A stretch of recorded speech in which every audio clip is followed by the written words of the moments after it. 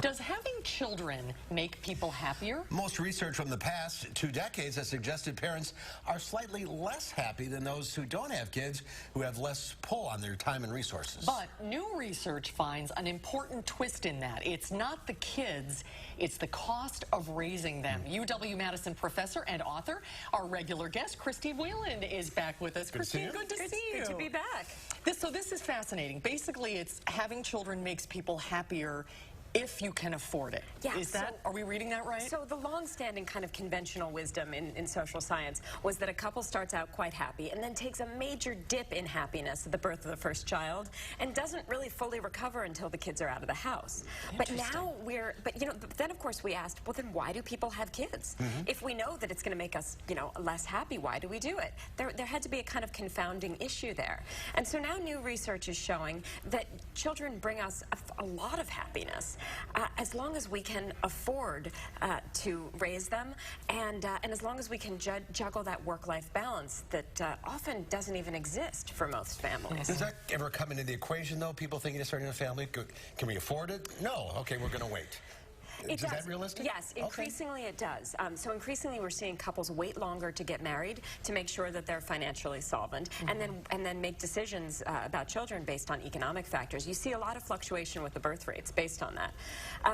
Yet, of course, then when you have the children, sometimes we underestimate how much work they're going to be, and we also don't often think about the really big sticker cost of raising kids. Which for an gets average, more expensive all the time. It is. It's about $250,000, almost $250,000 for a middle-class family to raise a child from birth to 18, and that doesn't even include college.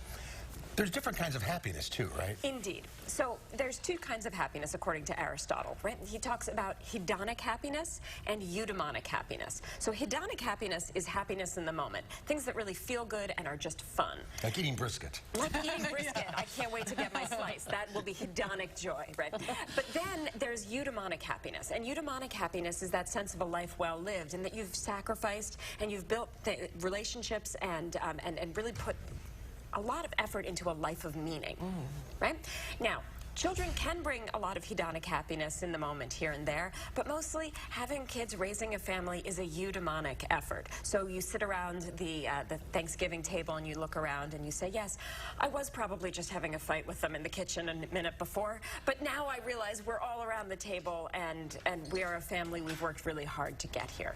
So what do you think is the moral of this research? What is the question that it leaves you with, that you need to factor in whether you can afford to have kids before you have them? Yeah, and a lot of this research is coming out of Europe and Italy and France, and they're saying, listen, it's all about social services, and it's all about providing people with the support that they need, especially in places like Italy where they're trying to increase the birth rate.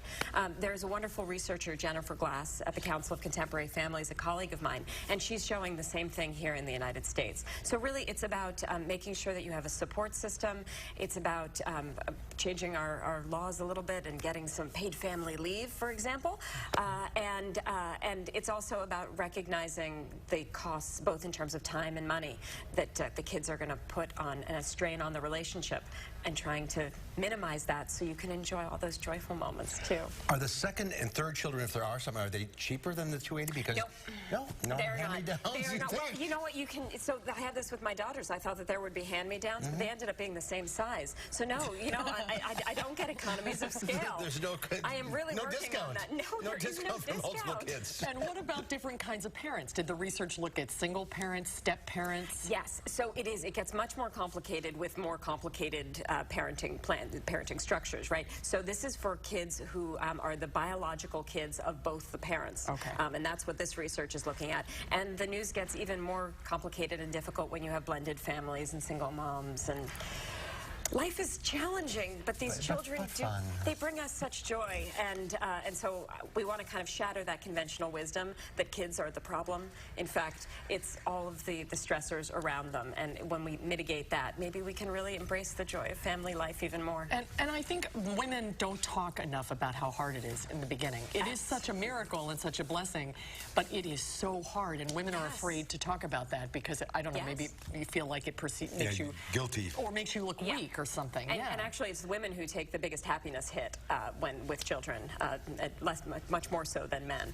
And so, yes, we all need to talk about it. We have to have more of a national conversation, and a national conversation about how to fix it, because really this is not only an individual problem, this is a larger societal problem that we need to look at. The research is fascinating. Yeah, interesting really research. Is. Christine, yeah. thanks for being with us Great to today. see you. Thank you so much. See you next time. I will see you soon. We'll have a final check of your forecast coming up.